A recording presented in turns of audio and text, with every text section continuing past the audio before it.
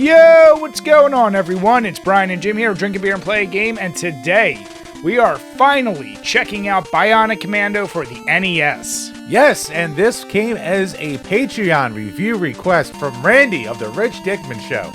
So Randy, thank you so much.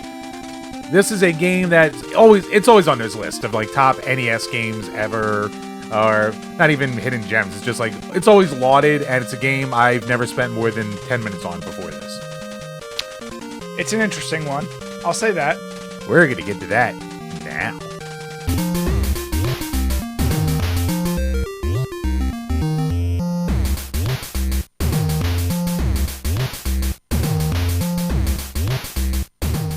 Originally released on July 20th, 1988 in Japan, Bionic Commando was developed and published by Capcom. It's somewhat kind-of-ish a sequel to the Capcom classic Commando because, well, I mean, it has Super Joe in it, even though he was kind of Capcom's mascot for a little while, weirdly enough. But yeah, this originally started out as an arcade game, and it got ported over to the NES, and like many arcade ports to the NES, it kind of almost completely changed up the game itself. So yeah, the story goes, well, Hitler's back because the game in Japan is called Hitler's Resurrection, top secret. And you basically play Lad, a member of the FF Battalion, and he's trying to stop Generalissimo Kilt from bringing back the Albatross Project, which is, all right, look, it's Nazis. It's Nazis. They're bringing back Hitler to do this super laser weapon, and Super Joe was going to stop it, but he got captured, so now you're playing as Lad to go in there and save him. So, let's get into the game.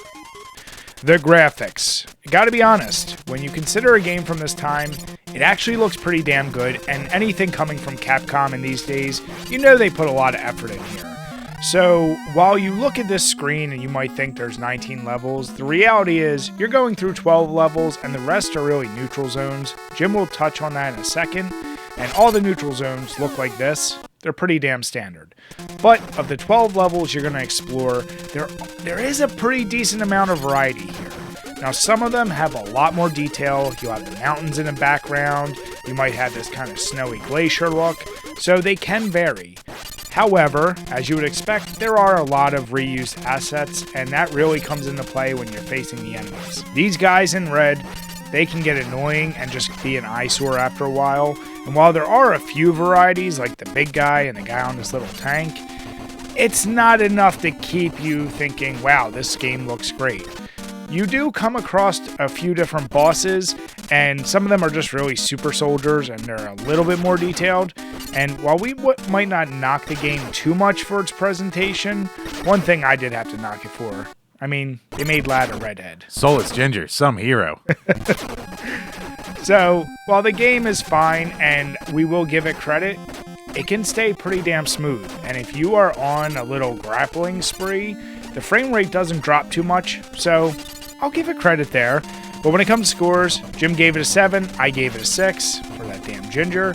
And when it comes to beers, I'm only going to add 1 because I think we'll have enough other beers for this game. The sound. Well, since I said this comes from Capcom, you know they put a lot of quality into their sound. Now, this game might not be one that gets remembered all the time when you're listing your favorite tracks from the NES, but it has a few catchy tunes, and the biggest problem with it is they tend to repeat. As I just said, since you do have 12 unique levels, you unfortunately don't have 12 unique tracks. And because there is a bit of backtracking, you are going to rehear these tunes a lot, and don't even get me started about how many times you're going to die. You're going to have to hear that first couple level tracks because this game is a son of a bitch to get used to. All the sound effects are of the era. They sound fine. They don't stand out as great or bad. They're just kind of there. The only reason we gave this game 6s is because some of those tracks, like we said, they are a little bit catchy. They have some nice snare drums in them. Outside of that, it's nothing memorable. So when it comes to beer, I'll give it 1. The game didn't need to impress you with the soundtrack for what it was trying to do. The control. Alright, it's the NES, so it's going to be simple. B fires your gun, A fires your grappling hook, and other people have mentioned this, but luckily it defaults to an angled 45-degree kind of action. And considering all the swinging around and grappling you're going to do, it's kind of a good thing that you can just kind of default to that. I mean, if you crouch or if you use a direction button, you can make it go straight or in a different way or straight up. but for the most part, you're going to be going diagonally. And the start button uses whatever item you have that can be used. Select will bring up the map screen and kind of show your status and stuff like that. And if you hit A, B, and start together, it actually will let you escape the current thing you're back to go back to the overworld, which is super handy. I'll get to that later. So yeah, the biggest pain about this game, the biggest thing you're going to have to learn is the grappling control, because it's got a weird timing to it, almost a bit of a weird physics to it. It's janky, and it is not beginner friendly at all. There is an extreme learning curve in this game, and you're going to game over on that first level a lot until you get used to how to control it, how to swing, how to, attack enemies and time things and get down enemy attack patterns. So, yeah. Good luck with that. You're going to be forced to get good, basically. And I guess one weird little thing in the game is when you get to these computer panels where you can either talk to your other people or wiretap, you have to walk into it and then out of it and then back into it to do it again. So that's a little weird and janky. Like, you could have probably just hit a button, but whatever. It's, the late 80s.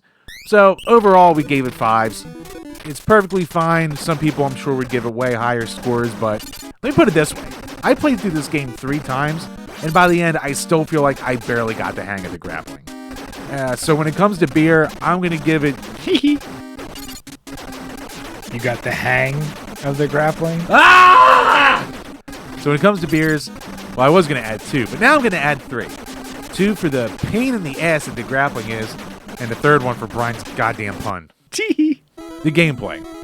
Well, this is a platformer, through and through. It's an action platformer, kind of a run and gun. Little tiniest bit of RPG elements with leveling up that you can do in the game. But let's get to the gimmick. It's the grappling hook, because it's a platformer where you don't jump. And that is completely different for its time. And I already mentioned this last time in Control, but you have to get used to this goddamn grappling. You have to swing between ledges. You have force grappling stations. You have spots where the grappling can be handy to help you get items that are dropped by enemies. So, hey, Jim. Yes, Brian. You said it would be handy. Could you imagine what his handies are like? They would hurt. But Brian, could you ever go back to the normal ones after? You couldn't. What if he has a RoboCop too? Oh, God, I hope. Damn it. But yes, speaking of... God damn you, Brian. But speaking of weapons, so you start off with the normal kind of pea shooter gun, and you eventually get a number of different guns. You get a wide cannon, which is kind of helpful in a couple levels. You get a rocket launcher, which once you get it, you will be using that. You won't be using anything else. Don't waste your time on anything else. Just use the friggin' rocket launcher. The 3-way cannon, which is a required weapon for one short part of the game later on, but then you can just go back to the map screen and go back to the level, and then you don't need it anymore. And a machine gun, which is useless, and by the time you get it, it's useless. You'll never use it. And speaking of never use it, for the most part, we come to the items in the special gear that you can pick up. There's flare bombs, which is used one time. There's energy recovery, which is what you'll be using the most. It's a godsend to get your life back. There's like a permit that you can only use one time in one of the neutral zones. There's iron boots, which are useless. It's a cool idea because you can swing and kill enemies while you're swinging. But guess what? It doesn't work on every single enemy, so it's useless. And you still need energy more than anything, so you're not going to use it. And even more useless is the rapid fire device, which, oh cool, it makes my gun shoot faster. Oh crap, it only works on the friggin' original gun, so that's useless. So yeah, throughout the entire game, use the energy recovery, use the rocket launcher. Just use those. Then, of course, we have to get to these communicators. And you need these when you're going through levels to talk to your people, and that'll advance the story or unlock things in the levels. But oh, guess what? There's 4 different ones, and you're going to have to learn which ones go in what level. Now, sometimes they give you little hints as to what communicators will be used in what level, and sometimes they don't. So you're going to get really far in a level that's been kicking your ass, and you're going to go, oh crap, back to the screen because I had the wrong damn one. And then there's some items that could drop, like 1-up dolls, more energy recovery, more bullets, which is basically how you get your experience, and this stupid PAL thing, which it's an energy orb that surrounds you, but you get it at random times, and for the most part, you'll never use it. So more useless crap they throw at you in this game. But the most useful item in the game, besides the energy recovery, is going to be these medallions that you get in the overhead levels, because those are your continues. So there's going to be times you're just going to be loading up on continues. You'll never run out as long as you're patient, and it's, kind of a pain and slow to get to, but basically the effort you put in, you should never game over once you can get past the first couple levels. And yes, let's just get into the game itself. You have 12 main areas where they're your big old platforming stages. Some levels are more about the running gunning, some are more vertical based, some are more about horizontal swinging, some are just about throwing all the crap in the world at you. And it's kind of cool how they switch them up here and there. Some of them are very non-linear. And yeah, the level design in theory is cool, but with the grappling and the timing on a lot of these grappling challenges, the grappling levels are the worst. They're where you're going to die the most. Like, enemies in this game, they're there, but they're mostly just a nuisance after, like, the second level. Because they just get in your way, and, like, if you're using the rocket launcher, you're just going to one-shot everything in the game anyway, so it doesn't matter. But the grappling levels, there's some that are just so insane. Like this one level where you have to grapple along a conveyor belt where they keep throwing these like spiked barrels at you, basically like out of Donkey Kong. I died on this part so many times. Thank God for save states, or else I would have never have gotten through this, ever. Even with a lot of practice, it was still kicking my ass. But yeah, so outside of those are a number of neutral zone areas, and these are areas where you can't fire or else you'll get swarmed by these enemies, even though some of these, they kind of force you to do it. But depending on them, it's where you can either advance the story or you can get special items that you need, because a lot of these levels won't let you advance until you have the item to get to it. So the cool thing about this overmap in general is that it makes the levels non-linear, kind of, because a lot of them will be blocked off until you get the MacGuffin that you need. But once you have them all there, you can hit them basically how you want, especially in the late game. You can do almost all the levels for like the last 3 or 4 basically in no order. So, I mean, that's kind of cool.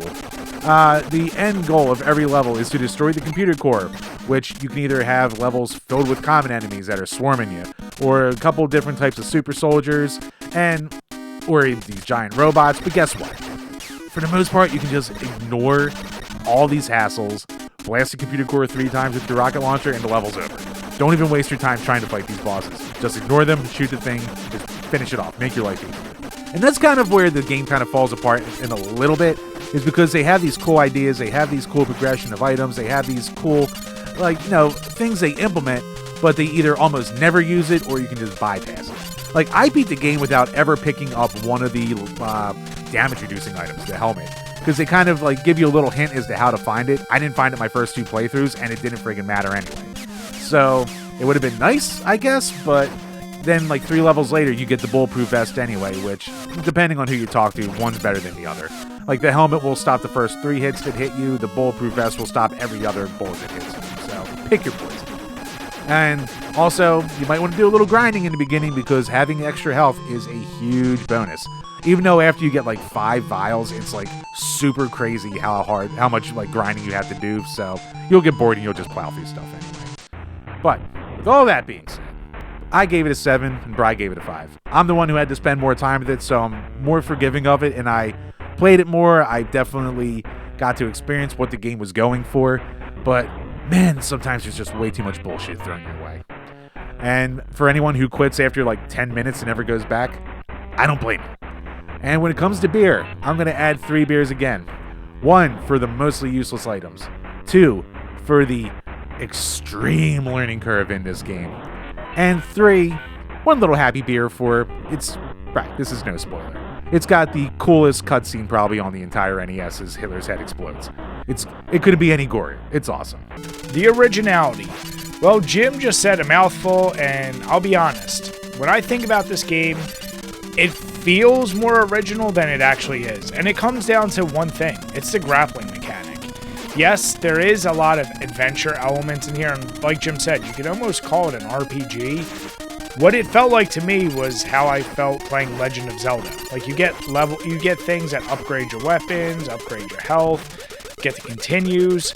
I felt like I've done all that before, but the grappling, that is unique. Because the first time you're playing this game, you walk forward and you can't pass that first goddamn barrel, and you realize, oh, I can't jump in this game. That's very odd for an NES platformer. So, while I do give it points for that, that's honestly the only points I could give it. But Jim saw a lot more merit in the kind of RPG and the choose-your-own-adventure style, if you will. And I will give it credit. The communicators, they're pretty interesting. If not, felt a little bit taken from Metal Gears. But with all that being said, Jim gave it a 6. I gave it a 5. We're not that far off. I just wasn't as wowed with it as Jim was. So when it comes to beer, I'll give it 1 just for the difference between me and Jim. You know, the one that's right, me, and the one that's wrong, Jim. Don't you dare. All right, replayability. Look, there's no different endings. You only get the one. There's no reason to really ever go back to it. There's no multiplayer. You're just going to have to keep restarting and coming back to the game again and again because it's hard and it'll take a lot of effort to finally beat it. So, yeah, like I said, 3s. When it comes to beer, I'll just give it 1 for the one ending. So overall, I was someone who was super excited to try out Bionic Commando, and when I started playing, I fall in that category of I fell out of love with it very early. I didn't only spend 10 minutes with it, but I definitely did not complete the game because the control was just a little too hard to get used to. That grappling was annoying as shit. And yeah, it just never really grabbed me. Didn't See what grab I did there? I hate myself. But yeah, like I said before, I had never really spent any time with it because I was like, oh man, screw this game.